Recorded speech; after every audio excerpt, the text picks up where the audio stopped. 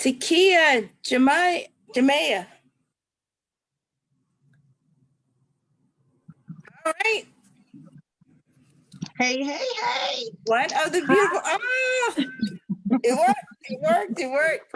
All right, I am so excited for this session of Entrepreneurship Matters. Let me set us up. Let me introduce you both, and then we're going to get right into the conversation. For this session, these two women end up interviewing themselves. So don't be alarmed. We're going to get to everyone's question, but this is a really exciting treat. Entrepreneurship Matters is a webinar series we launched. Actually, one of our youth who sits on the Johns Hopkins Youth Advisory Committee came up with this concept of what would happen if we had entrepreneurs, uplifted them and uplifted their businesses during this time when we're disconnected. Her name is Camry Moses. I give her credit all the time because she is the brainchild of this. And so always want to uplift young people who are doing amazing things in our city. And she's one of them. So Entrepreneurship Matters is about really pairing local up and coming and established entrepreneurs and telling their stories. What we know is that successful entrepreneurs, just like successful businesses, aren't built in a day. It really takes undoubted passion, multiple failures, a lot of grit, and a long-term commitment. Today, we are so pleased to be talking about makeup. Now I have my makeup on. I'm actually wearing one of our featured artists on here. Let me give a little bit. Let me tell your bios, and then we're going to launch right in. Takia Ross is a Mervo alum, so I had to say that first. But she is a makeup artist and owner of Accessimatized Makeup Artistry, home of the Pretty Mobile Baltimore, DMV's first makeup studio. Takia's artistry has been featured in over 50 publications from NBC to BET. She's started her own and hosted her own first pitch competition in 2018 and telling entrepreneurs how she raised over $65,000 in cash and prizes by using non-traditional route of pitching and her business plan. We're going to talk about that here today as well. She is an amazing individual, sits on the Johns Hopkins Local Advisory Board. She holds us to task, which I appreciate her all the time. And she has been just an amazing leader in our community, and is from Westport and one of Baltimore's own. So love uplifting a local entrepreneur. Jamaya Moore is a city grad, City College. I'm going whoop for y'all today. She's amazing. She's amazing. She's an amazing artist. I know we did that. I'm not going to talk about that for a long time. She is an amazing professional makeup artist, a beauty expert, educator, and most recently a cosmetic tattooist. So we're going to talk about that. She is an multifaceted makeup artist. We're going to get into how you pivoted your business during COVID and how you seem to have grown and grown. Told me I can't get an appointment until November. You've been featured with brands such as Cantu, NBC, and e-commerce, the United States Department, and Under Armour. So you're well sought after by brands across the country. And she loves to share her wisdom about the beauty industry and help aspiring artists. So it is my pleasure to have both of you here today and talking to everyone.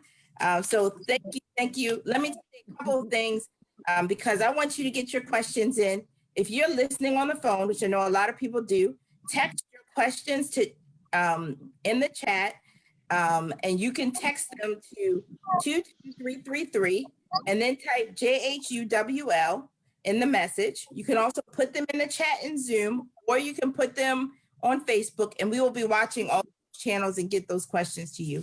Let me jump right in. What inspired you, Takia, to become an entrepreneur? And then I'm going to go to Jamaya about that same question. I didn't even know I was an entrepreneur. Let's start with that. I didn't start off to be an entrepreneur. I started off, trying to get extra money to take care of my kids. And so That's kind of how my entrepreneurial journey started. It was about how I had done everything that the world told me I was supposed to do. I had gone to college, I had gotten degrees, I had a good government job, I had a good government job with benefits and all of that good stuff. And I just still wasn't making enough to take care of my family.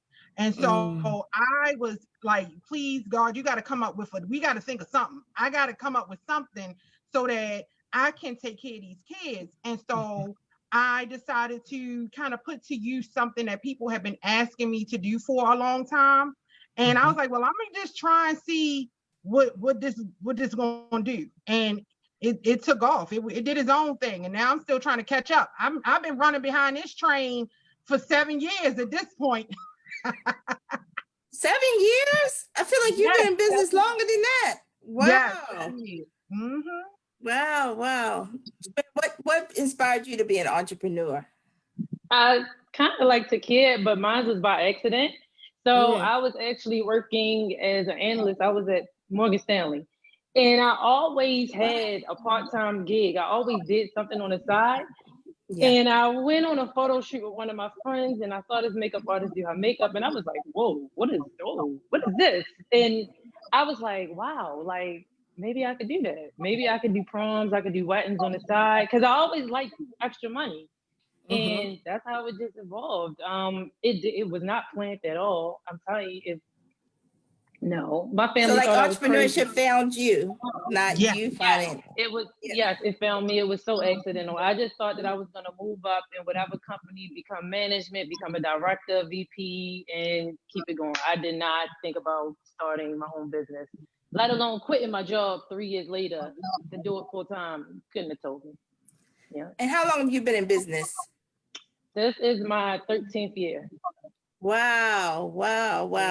Can you take us through, and we always have people on who are at the very infancy stage of they have a craft, they have something they love, something they're doing for free that should be monetized.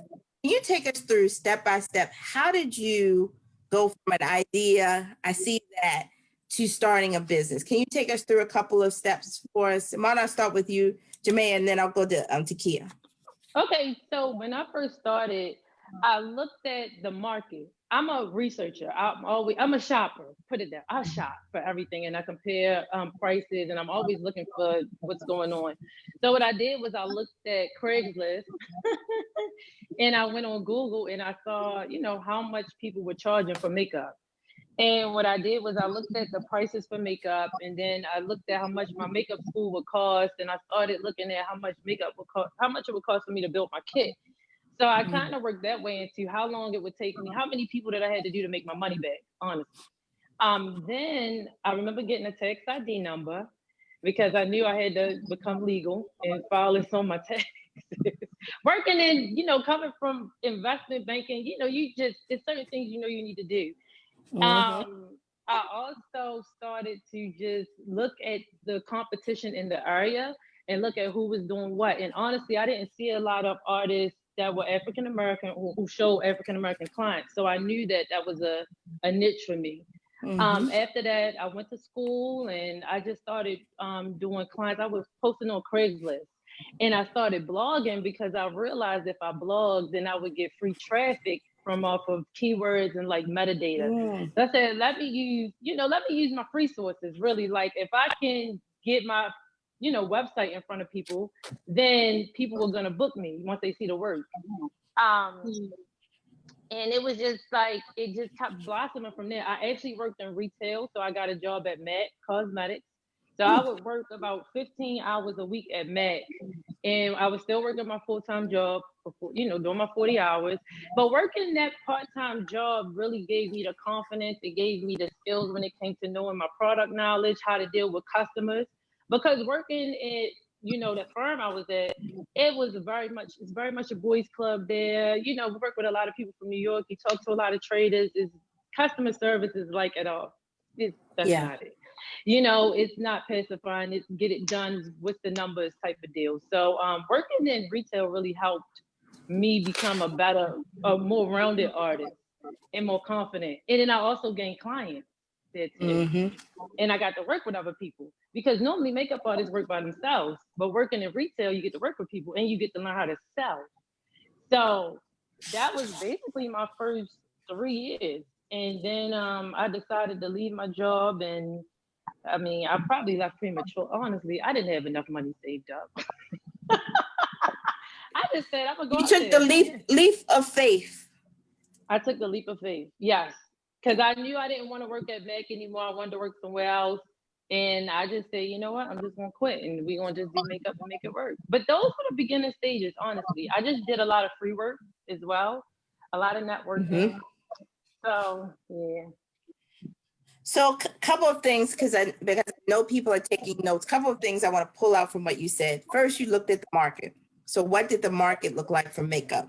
Second, you talked about really assessing cost. So how much were you going to charge? How many people could you do based on the makeup? And like, what was the price point? The third, you talked about what we always talk about is getting your house in order, your business in order, your tax ID. You then looked at the competition, it was interesting. You didn't say this. I didn't look at the competition to figure out how to compete. I looked at the competition to figure out how to excel, because you found your niche in the marketplace. And then you talked about blogging, getting traffic to yourself. And then you got a job in the industry in Mac, learned your business, and then leaped into your entrepreneurship. Just taking those notes down I know people were taking notes. Takia, how about you? How did you, step by step, how did you get into the business? So some of the stuff, I wish I had Jamaya when I started. There you go. So when I started, I wish that me and Jamaya were business besties then. Okay. So step one, get you a Jamaya. Yeah, step one, get you a Jamaya. Get you a Jamaya. All right, get you a Jamaya. Step one, get you a Jamaya. And so, and honestly, that's really key, especially if you have never been in business before. So it's about building relationships. So I would say that was one of the things that I was able to do, was build relationships. I didn't start like Jamaya, like I didn't start with the research in front. I just started. And I think part of it too, and I want to encourage people that sometimes, like once you've done all of your research and you know what I mean, if you've done all that you can do to plan, you have to start. And so I started. I jumped out there and was building my wings on the way up, because I'm not gonna say on the way down, because I jumped to go up. So I built my wings on the way up. So I started. That'll preach your word. I'm writing it down. That'll preach your word. Yeah. Yeah. So I started first by building relationships. So I went to the people that were closest to me, who had worked in the industry or were doing things in the industry. So my friends who were models, my friends who maybe were hairstylists, my friends who were in photography, that sort of thing. And I kind of learned the ropes of the business by working with other professionals who utilize makeup artistry as a part of their profession. So that was one thing I'll say. I built a lot of relationships and it helped me to grow. One of the things was I had to get used to saying yes and figuring it out. So a lot of times, people would ask, can you do this?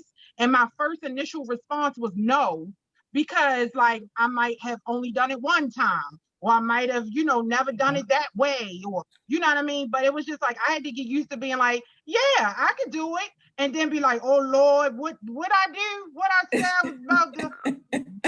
But a lot of it is you can do a lot more than you think you can do, but you have to give yourself permission to try.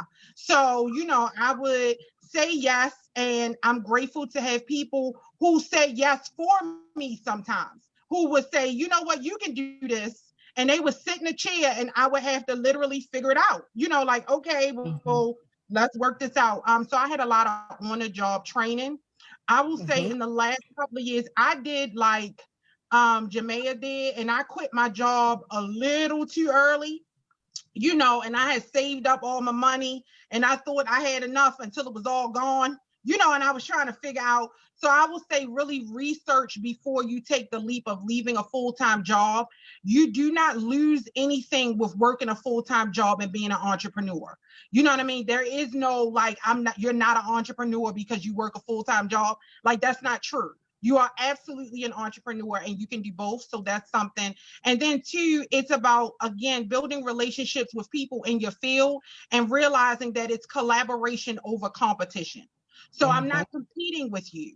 There's enough room out here for all of us. So how can we learn from each other? How can we grow with each other? How can we share resources with each other? How can I share? You can't take every client that you're going to get. So it's always great to have a crew beside you to say, well, I can refer you to somebody great, because that is excellent customer service as well. Let me lift up a couple of things. One, we did say get you a Jamaya, and people may think we're joking about that. But really you're talking about building a relationship with someone that's farther down the road, that's already lived the experiences you want to learn. Excellent. You talked about building on your relationship.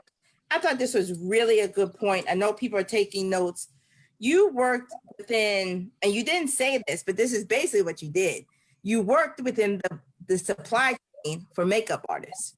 You saw that there are photographers, hairstylists, models. Y'all all are part of a network of folks who are in the beauty industry and building for that. I thought it was such a good point.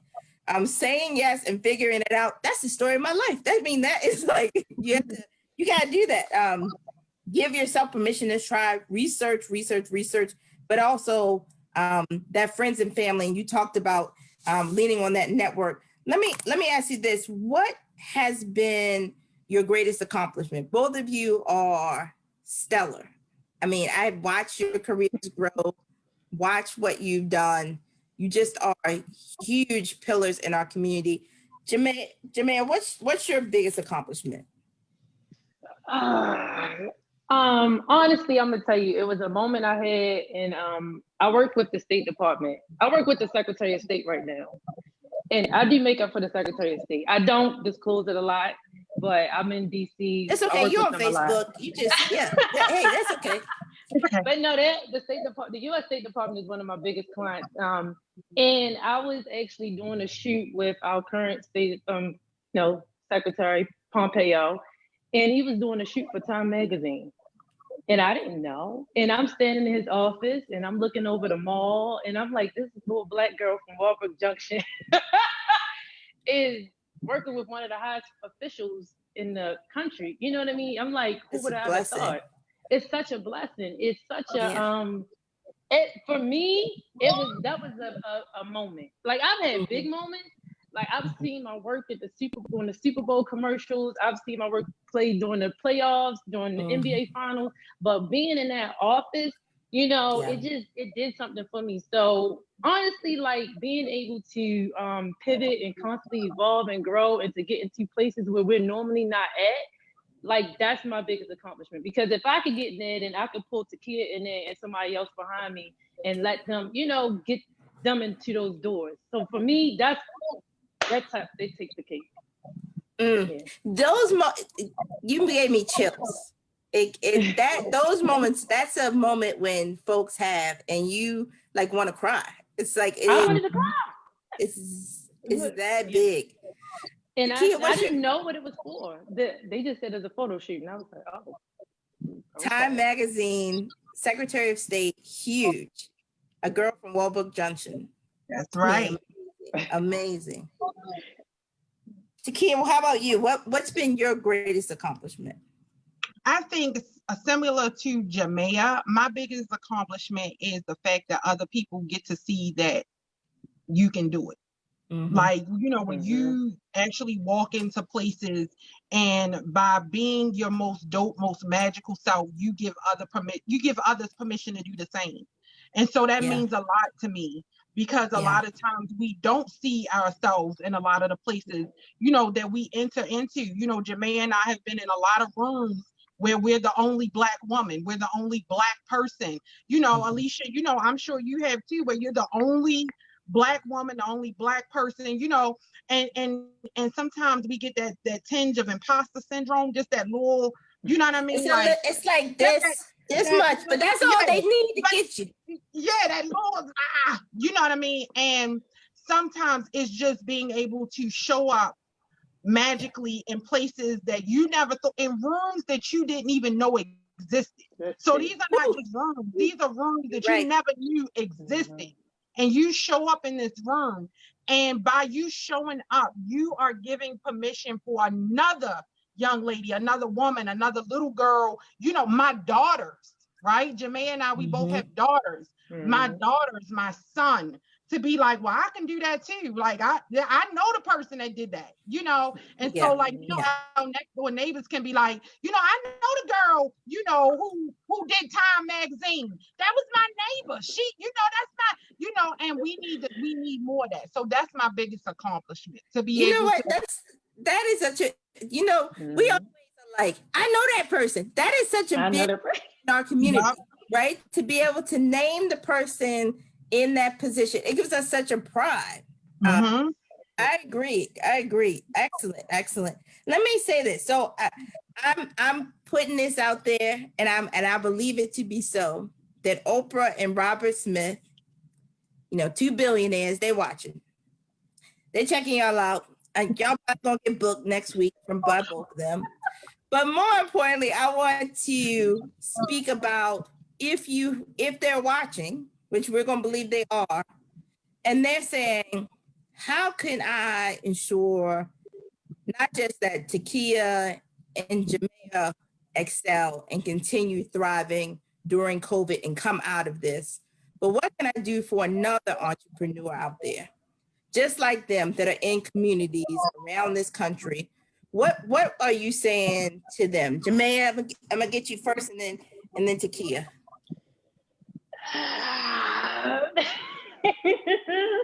Honestly, it's the exposure. It's not just the capital, it's the exposure. It's the resources, it's the introductions. It's the little things, it's the encouragement, it's the I see yous.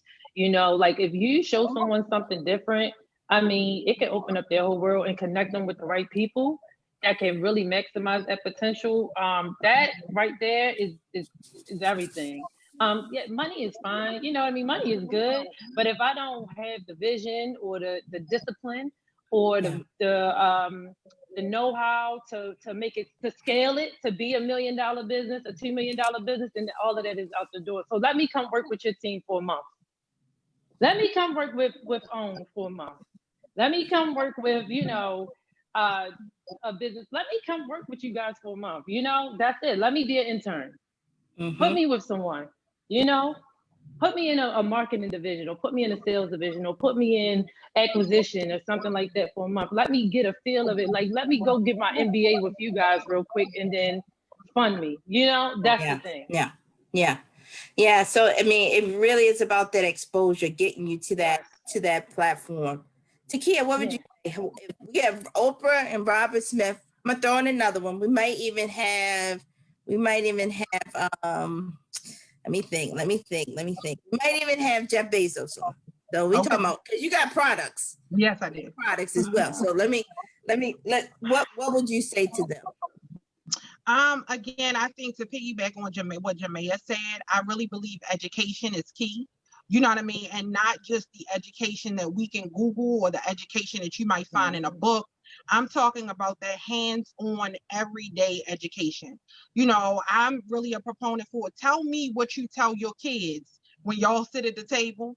So when you sit at the table and you having conversations with your children about how to invest their money, about how to spend their money, about how to build a business, have that conversation with me. So I don't need the information that I can Google, I might find in a book, because in reality, a lot of entrepreneurs, micro enterprises, we're reading a lot, we're researching a lot, we're looking up stuff a lot, but it's those private conversations that we have, that you're having, that we are not privy to. It's those conversations with your network.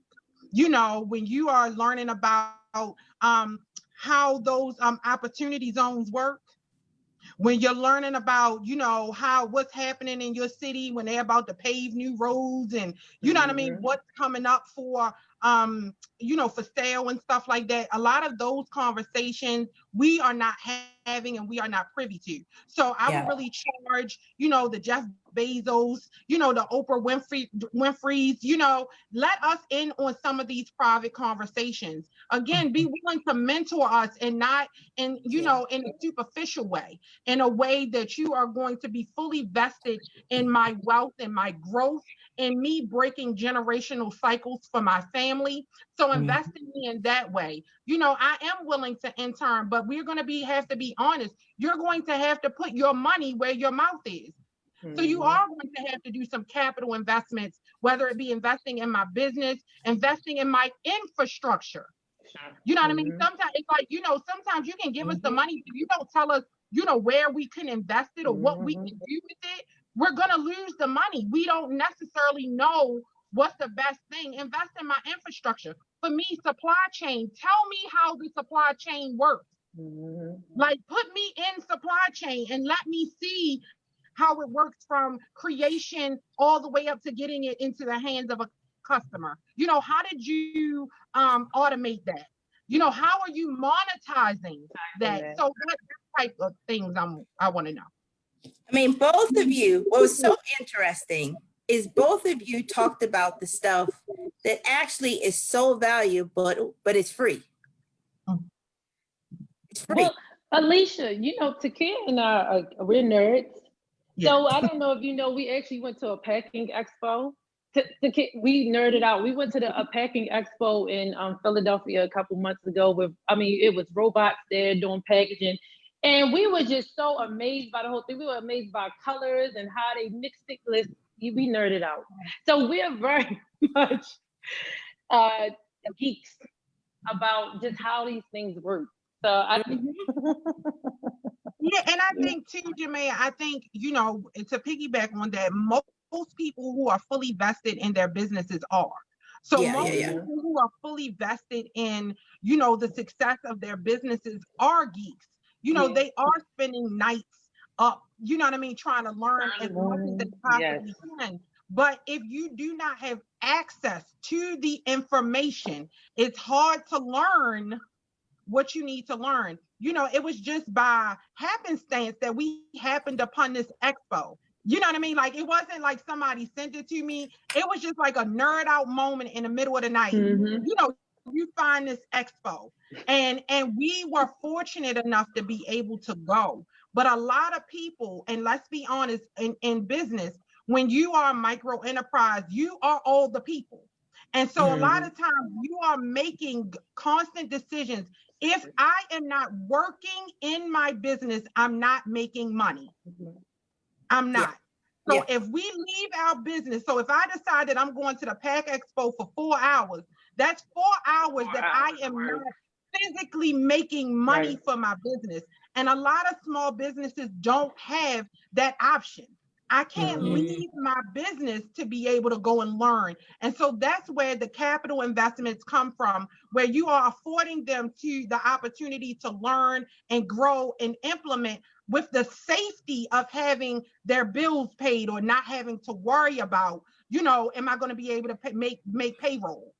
Well, charge of putting people in response. Well, basically delegating and hiring a team to manage the business, to run the business.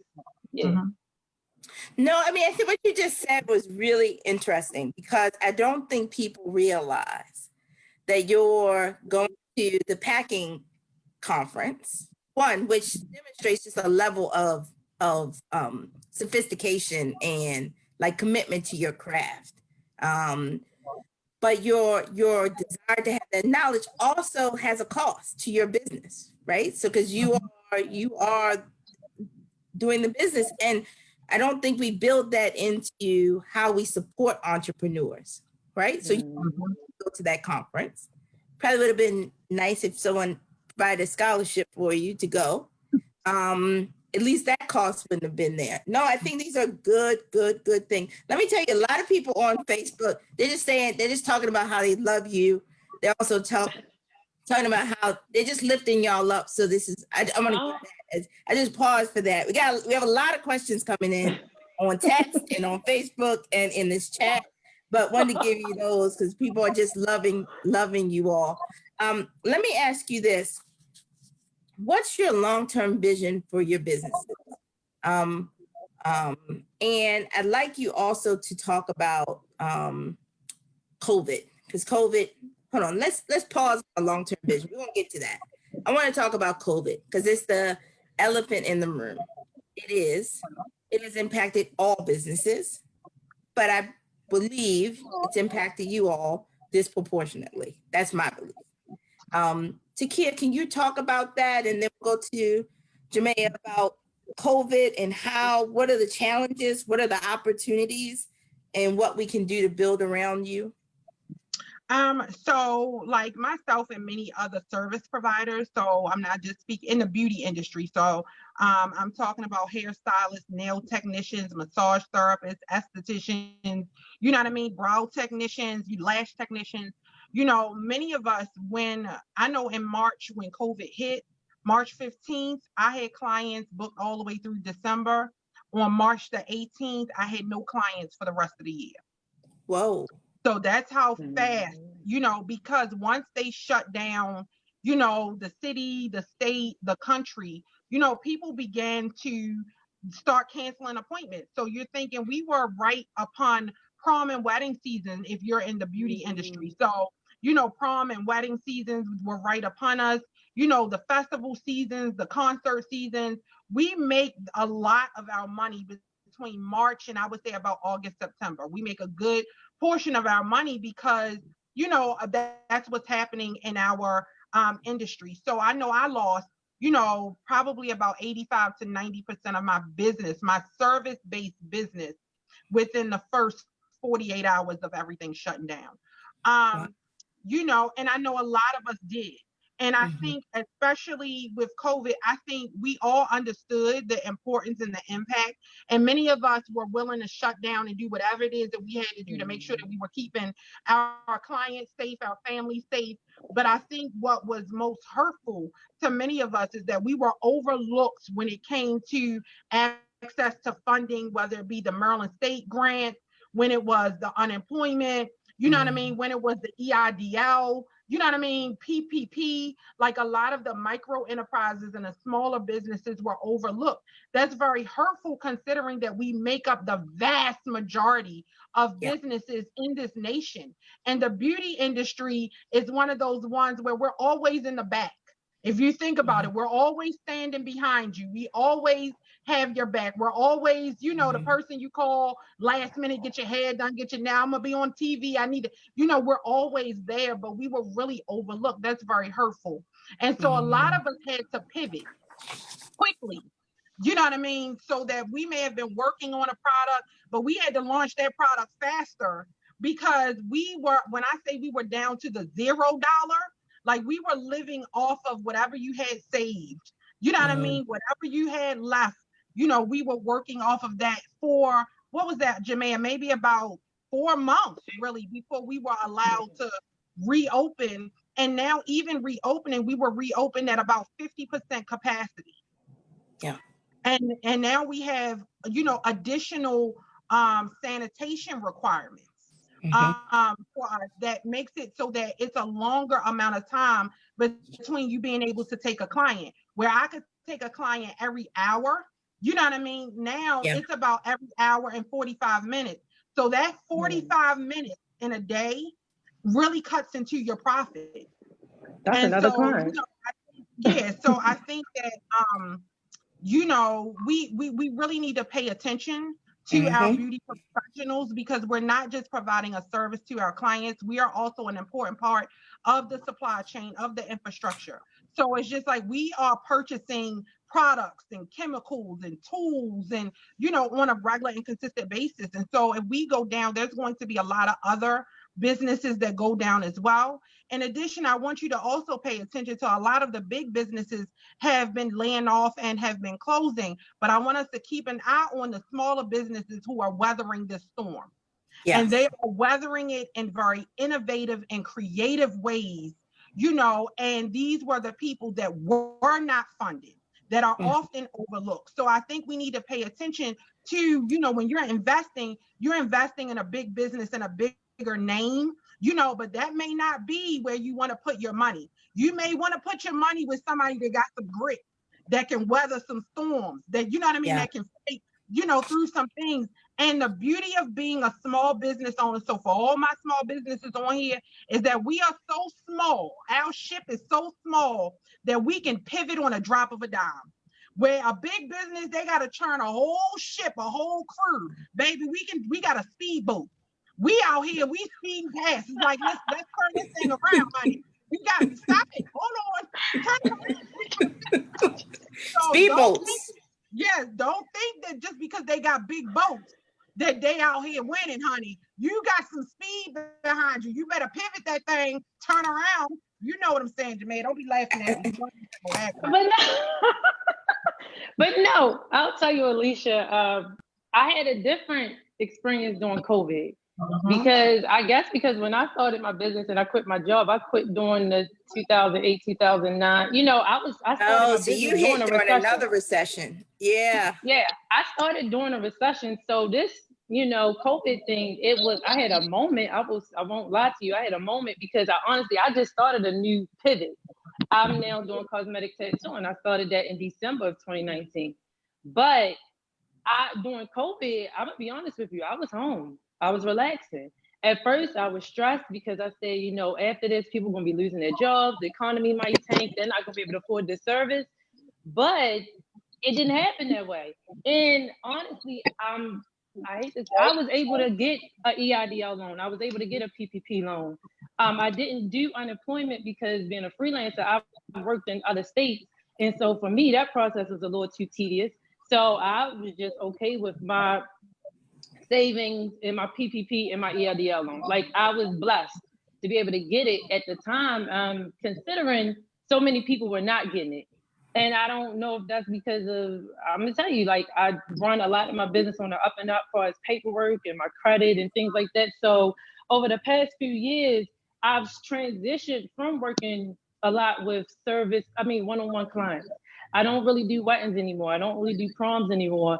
I started looking at things that I could do that had a bigger return, because I wanted my salary to increase without really relying so much on person-to-person services.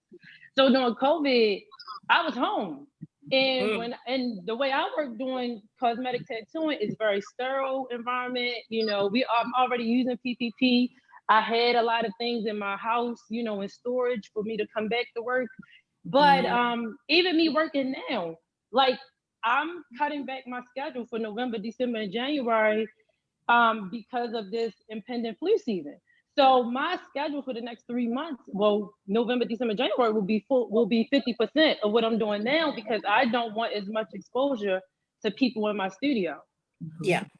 But to make up for that, like Takia said, we have these other businesses. So I have a product business, I have a vanity mirror business, and I am actively preparing for the winter holidays so that I can run my online business and not have to be in person so much. So for us, I think for a lot of smaller entrepreneurs, even if you are a solo entrepreneur, a sole proprietor, make sure that your records are in order, make sure your personal credit is in order, make sure you're separating your business expenses from your personal expenses, because I don't think that it's ever going to be an EIDL for us again. You know, like, I felt like that was Christmas almost, because I've never really seen us get money that easily from the government. I was like, whoa, wait a minute, this is unheard of. But I just want us to be ready for when the time comes. You know, stay ready so you don't have to get ready, in a way. And that's so true, Jamaya. That's so true. And, you know, you and I have had many conversations about the stay ready, you know what I mean, conversation about making sure that, you know, your LLC is in good standing, and making sure that, you know, you are separating your finances and that you're keeping good financial records, you know, and all of that stuff. And it's very imperative for small business owners, you know, especially when they're just starting. Like, if you can start doing that at the beginning, it's less difficult as you grow, you know, to kind of, now you don't have as much entanglement to untangle. You know what I mean? When the time comes, making sure you keeping good financial records. And then I really want to piggyback on that and say, make sure that you are really having great banking relationships. A lot of us are using non-traditional banking institutions, the PayPals and the Squares and the Cash App, you know what I mean, to run our businesses. Well, unfortunately, that's not always good. You need those SBA loans were coming from the banks first. And so right. No, Takia, time out. I got my PPP loan through PayPal, through MetaBank, because of my relationship with them. I was not able to get it through my traditional bank. So that's something, I mean, but I do get what you're saying. Yeah, I think that, I think that you can do both, but I really think that we also need to think about traditional funding, opportunities. And then we also need to be charging our financial institutions to keep us in mind. Yes. You know what I mean? Like when we're not present, we are overlooked. And so what you were saying was us being overlooked because we're not present in those rooms. We're not present in the conversation, and it's because we're not always doing the business of, making our presence known. I must be honest, when I started, I didn't know the difference between the banker and the teller. I was going into the bank and I'm thinking I'm banking because I'm walking up to the teller and I'm depositing my coin, and so they asking me who my banker is. And I'm like, well, I bank with, so-and-so. And they were like, well, who's your banker? And I'm just like, well, the bank, but it's like we don't even have those types of conversations. So that's all I'm saying, Jamaya. No, and you bring up a really good point. And, if we look at who gave out the PPP in Baltimore, it was the smaller banks. It was the Rosedale Federals, it was the M&T, not that they're small banks, but they're smaller. They're not, I'm not going to name other banks. It was the Howard banks that were really where a lot of the smaller businesses found their PPP. Let me get into this because we have a lot of questions. So I want to talk about your vision. What's your vision? What's next? What's big on the horizon? And then more Kiki Thunders coming out. Is it okay? We getting, I know you have on, what do you have on, Crazy Johns today? I got on Crazy Johns today. Crazy Johns today? What's next on the horizon? Let me start with Jamaya, and then we'll go to Takia. Oh man, Rodney. Okay, so you went to City. You went to City, so I'll let you go first. Alicia, oh my gosh! I said you go first. That was nice. I see you in real life. That's with you. I can get you. But no, since I started this, I do cosmetic tattooing, which for you guys who don't know is a semi-permanent makeup. So right now I specialize in doing eyebrows. So I give women new brows that last from 1 year to 3 years. They're waterproof, they're smudge proof. They don't go anywhere. And most of my clients are between like 30 and let's say 65. So with that, I'm looking at faces all day. I'm looking at the body from a different direction, and it's made me interested in getting into Botox and fillers and going into like medical aesthetics. So I'm looking forward to pursuing that. And, for the winter, we're doing our product line. We have a new mirror coming out. So if you guys see, I have one of my older mirrors behind me, but we have a new style that'll be launching for the holidays. So just getting those things in order, but really looking forward to getting, a little bit more education and experience in the medical aesthetics industry. So yes. Huge. That is huge. Huge. Thank you. Takia, what's next? So listen, Jamaya, I need to make sure I have my mirror. Now, don't be playing now. Don't be out. I know I asked it for mine too, but we're going to get it. I just want to put it out there. I need to make sure I have my mirror. Okay. I got you. So on our end, we are really pushing our product lines. So Kiki Thunder Cosmetics started last year, and we started by offering a line of liquid matte lipsticks. Thank you so much, Alicia. And our lipsticks are all named after people, places, and things that make Baltimore so amazing. And so we grew from having 6 lipsticks in 2019, and now we have over 16 shades. We also have face powders, lip glosses, lashes, lip pencils, That's huge. And we are really, Yes, growing yes. really quickly. And so right now, what we're doing is we're really trying to get a handle on our supply chain, and we are really trying to bring small batch manufacturing heavily into Baltimore. And so one of the things that we had challenges with was because there are not really a ton of manufacturing facilities here in Baltimore. Getting our hands on raw materials, packaging materials, and all of that good stuff that we need to make sure that we're making our products. We decided that we will be the ones to bring it here.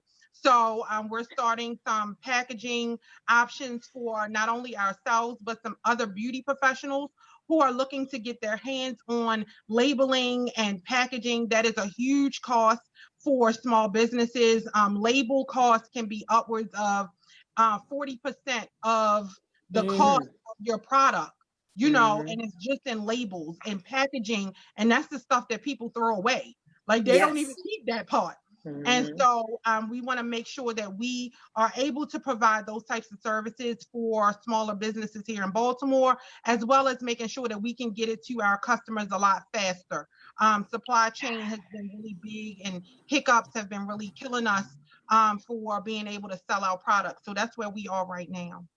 Excellent, excellent. And you expanded into stores. I follow y'all both. I mean, yes. I gotta get my mirror. I have to get my mirror at Black Friday. And tell them about the stores where you're featured. Yeah, so we are actually in 2 store locations, one in Middle River and the other in White Marsh Mall, and it is Shades of Beauty beauty supply store.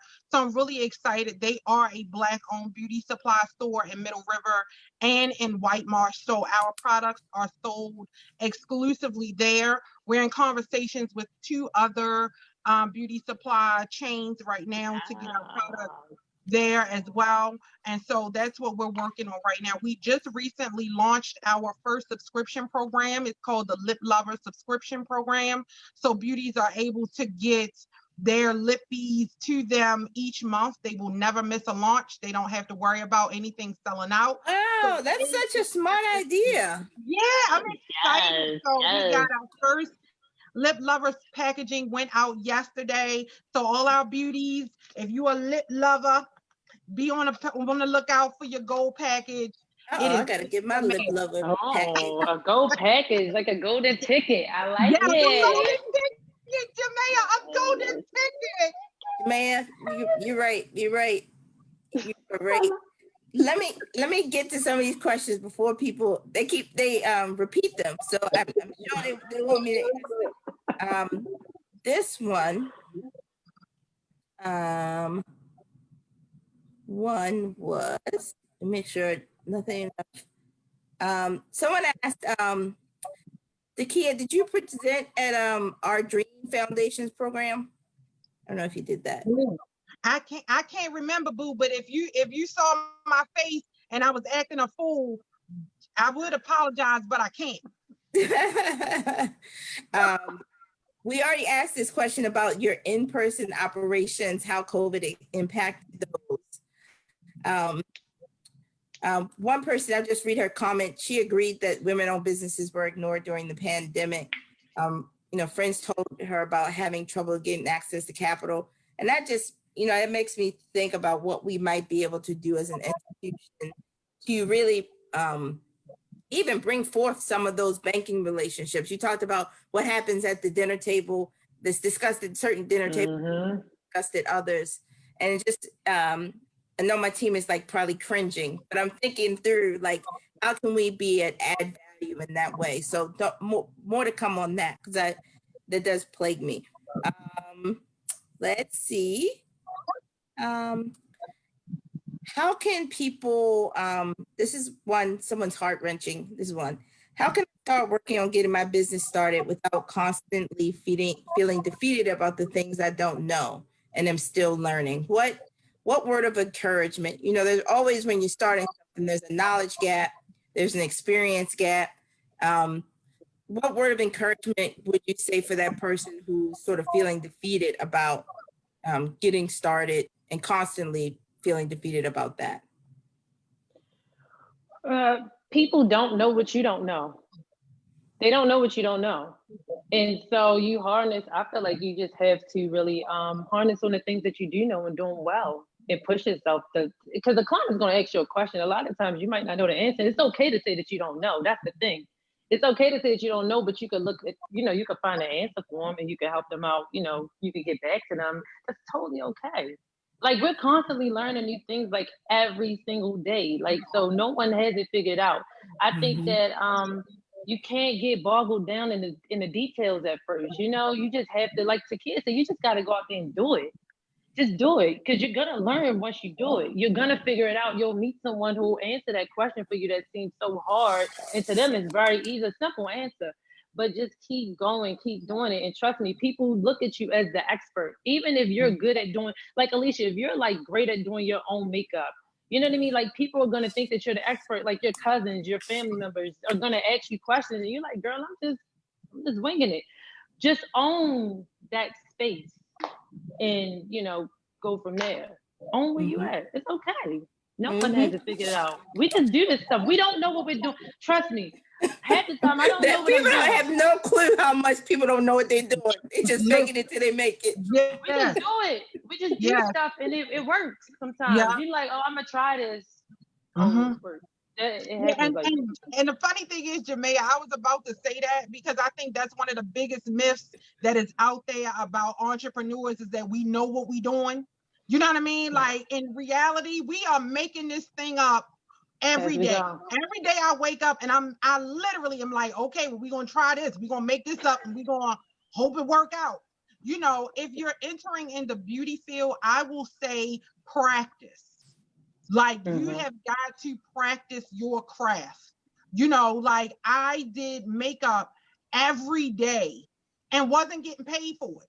Like, because I knew that if I was going to get better, if I was going to know, if I was going to have the experience, that sometimes you have to create the experience for yourself. You can't rely on other people to create an experience for you. You have to be like, you know what? I don't know how to do, Caucasian makeup. So that's something I don't know how to do. So you know what I'm gonna do? I'm a post that I'm looking for some Caucasian clients, and I'm going to spend time trying and working through, and putting hands on. So sometimes you have to create the experiences and the knowledge that you want to receive, that you want to learn, create it for yourself, and be unapologetic about putting it out there that you need help. Like another thing is like immerse, like find the community.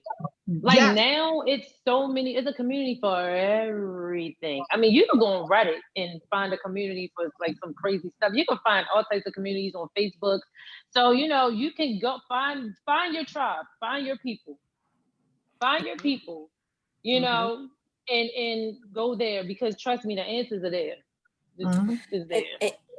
And let me ask this question. This question came in on Facebook, and I know why because both of you are amazing women, but you have also built tremendous brands.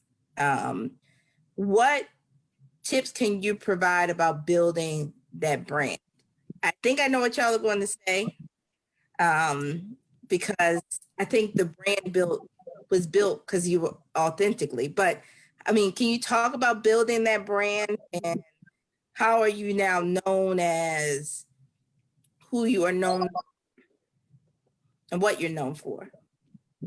Go ahead. I think you hit on it. Jamaya, I think she hit on it. I think that one of it is authenticity. The first thing is authenticity, just being your authentic self. Another thing is consistency. Being consistent, like consistently every day going in, even when you don't feel like it, even when it's scary, even when you're crying, even when you're down, consistently every day going. Customer service is huge. How you treat your customers and your clients, the people that interact with you, is going to be key to you being successful. I think how you treat other professionals in your field, that speaks a lot to the person that you are. So, if you're willing to share, if you're willing to lend a hand, if you're willing to, help another artist, or help another business owner, that speaks more about you and your brand than it does about anything else. being willing to say that you made a mistake. Yeah.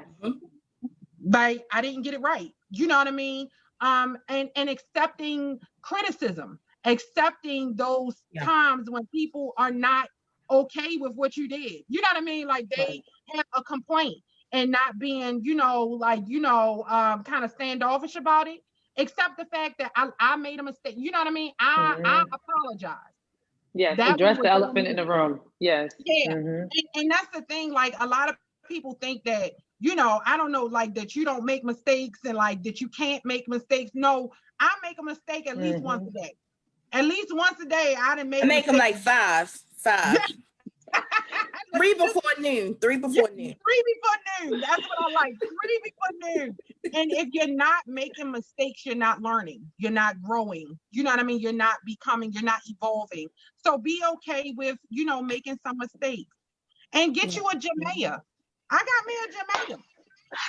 Well, I got a Takia. No. But I got a Takia too. So no, because I've called Takia 6 o'clock in the morning, 7 o'clock in the morning. I need help. One day I remember I had a photo shoot and I felt sick. And then she helped me. Listen, I went to work and I pushed through because I was about to get Takia to go do my client for me. I'm telling you, like, you need your people. You need a person. You need accountability partners. But that brand is all about consistency, showing up, be who you are. Be who you are online, be who you are in person, be who you are to every client. Do it the same way every time, and people will respect you for it and love you for it. All you have in this business world, or in this world, is your name. So when people say your name, they should, it should be 3, 4 people in the room that have consistent, perceptions of you. That's right. Yes. That's right. That's right. It is. So many people miss that about the brand. The brand is up every single day. Excellent. Somebody asked, Takia, can we see your shirt? I'm telling you, people who watch this, they funny. As strong as the woman that is from Mess in a Bottle. Mess in a Bottle. Mess in a Bottle. I have that shirt in red and white. Yes.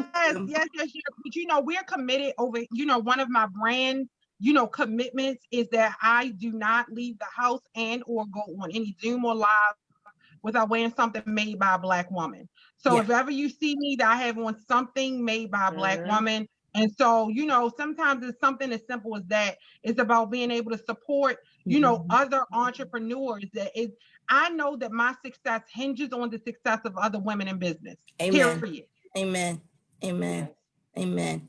Let me, I'm going to ask this as the last question. So before I ask this last question, I want you both to tell us how people can purchase from you, get connected to you, how they can follow you. So Jamaya, tell us about all your handles, all of your online, all your .coms. Tell us about it. So I keep it pretty simple. You can find me at Jamalya Moore on Instagram, on Facebook, and you can go to my website. My website is jamayamoore.com. Keep it simple. I also have an online store. It's called prettymuchshop.com. Right now, everything is sold out, but if you go to my website and leave your email address, sign up for our email newsletter, you'll get notice of when our new appointments open for browse and when we drop our Black Friday, Cyber Monday products. So yeah. Excellent. Takia? All righty. So I keep mine complicated. So yeah. So you can find us on Instagram, on all social media handles at Accessmatize. So we're there all the time, acting a fool. You can also find us at Kiki Thunder. So, and that's with an A, Kiki Thunder. That's my alter ego. So we have a whole trouble over on Kiki Thunder on Instagram. You can purchase our products and sign up for our Lip Lover subscription at accessmatize.com. So if you go there and just click the shop tab, you'll have access to all of our products, as well as the ability to become a lip lover. Someone also asked both of you, do you have classes? So can someone pay and sign up to do makeup lessons with you or anything of that sort? I don't know if that's Jamaya, are you teaching? this fall. I am starting to teach people the art of cosmetic tattooing. I just had my first student this weekend, and so that's what I'm moving into. I'm moving out of the makeup space and into this semi-permanent role. So no makeup for me. Takia has that on lock. Takia goes online and does Facebook Live, and she does all that good tomfoolery. What is it? The village of tomfoolery? No, it's the village of muchery. Too muchery. See? Too muchery. I love it. I love it. I love it. Okay, we don't have to have you on JH Connects doing one of those. Don't worry. Let me this person texted this in, and this person said, I'm scared sometimes. What can they do to get over their fears as an entrepreneur? You don't. You do it scared. You do it scared. Mm-hmm. Man, you don't get over it. You never get over it. You do it scared. And when you're terrified, that's what you're supposed to do. Mm-hmm. If you're not afraid, you think twice. If you are terrified, do that. If you're not scared, then it's not right. Nope. It's not big enough. If you're not scared, you're not dreaming big enough. Big enough. It's not big enough. If you're not scared, it's just not big enough. So you should be scared all the time. All the time. The right thing. No, I think that's such a powerful. If you are not scared, you are not dreaming big enough. Have some scared dreamers. Excellent job. Let me wrap us up because we are a minute over. Want to thank you both, Takia, Jamaya. You both are amazing. You both are wonderful. We are going to feature you and pump you up, lift you up. I want everybody to give them a round of applause on Facebook and on and Zoom and on and Instagram everywhere. We are just so grateful for you, and know that we are behind you, but also know that if you need anything, we will be calling on you. And now that I know you're the Secretary of State, I had to get somebody else. We're going to have to figure this out. We got to figure this out. Next Thursday, we will have another Entrepreneurship Matters.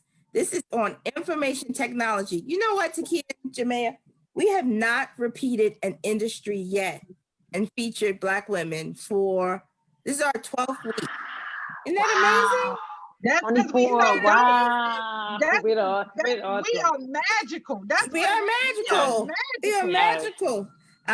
So this is on information technology. Tina Williams and Tracy Turner are going to be on. Please don't miss it. You have your girls that are thinking about information technology.